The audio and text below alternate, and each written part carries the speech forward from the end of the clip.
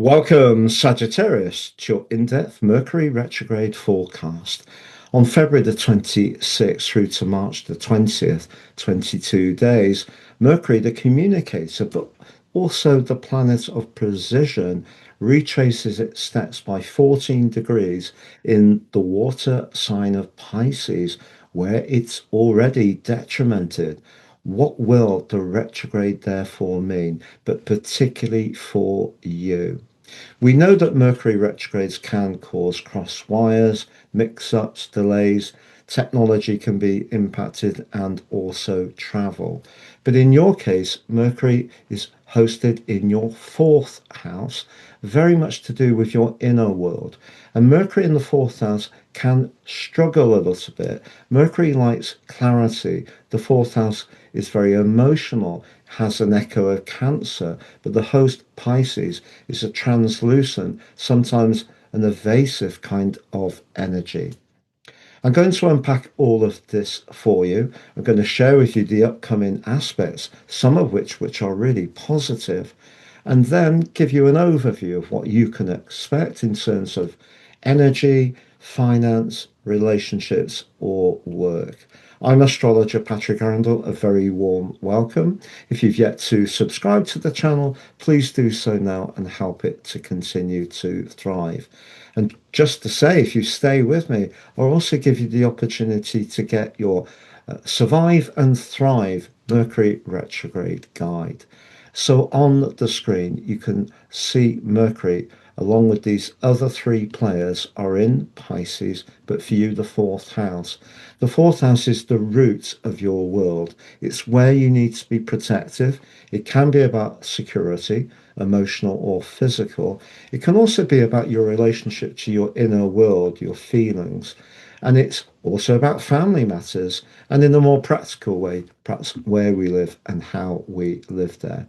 So Mercury, in terms of its communication in the fourth house, is really asking you to work a little harder, particularly through the retrograde, understanding, thinking about Mercury, what's going on at the root of your situation. And because you have Saturn in this part of your chart, the strict and sometimes restrictive Saturn, over the last couple of years, you probably learned a lot. There was some experiences around where you lived. There may have been experiences about property repairs. There may have been limitation on space, something you find tough. There may have been a new addition to the family, extra responsibility. You may have been working from home, or you may have been or have started and operated a business from the comfort of your abode. And Mercury retrograde is going to bring all these issues back into focus. But as I mentioned, there are some very positive influences coming. But as this event begins, Mars, the planet which is very much to do with thrust, assertion, and can be to do with impatience, is in a tense right angle to Uranus, the third, sixth house square. So Uranus over the last 7 years, apart from the 4 months of last year, has probably made routines quite evasive. It's however much you've worked hard and however brilliant you've been at times, just getting that regular pattern may have been a little hard to achieve. But I think what this aspect can do is see you feeling a little bit tense, maybe highly strung, and especially around family or emotional issues. So if there's someone who frustrates you or doesn't quite understand where you're coming from as quickly as you would like, that could be triggering. But also the moon, which is at home in Cancer, is in a square with Saturn and Neptune. I think that's particularly significant because if you're in a romantic relationship where you don't really feel the nurture, the empathy, the soul connection is as good as it could be, I think that this Mercury retrograde is really going to amplify that over the next 3 weeks. Doesn't mean to say it's terminal. It means it's an opportunity to think again and discuss, but maybe it means raising some sensitive issues. And maybe you'd be a little reticent to do that because Sagittarius people are very dynamic. You're at your best when you're sharing exciting plans. You have a vast bank of knowledge, always exciting, but you're being asked to be a little more vulnerable. And if there are some issues that you're concerned about, to share them. So if you're up to talk to a counselor or a trusted friend, this Mercury retrograde could be very cathartic and therapeutic. If you're not, and those emotions are kept inside, the Mercury retrograde could see you get a little stressed. So, one of the very positive influences that comes through quite quickly is that the retreating Mercury meets the advancing Venus on the 28th of February. So, that's really good. If you wanted to buy something for your abode or beautify it in some ways or declutter, because space always important to Sagittarius people, particularly with that Mars in that impatient right angle with Uranus, you will have a lot of energy. And if you direct it towards doing some decoration or moving the furnishings, um, or uh, listing things that you don't need anymore, that's a very positive and constructive way to use Venus's conjunction to Mercury, despite the retrograde. But it could also be a time when you might want to get together with your family, or if you do have a gathering, it can be very nice to reminisce about people from your past. But if there are some sort of politics floating around, those also could show up.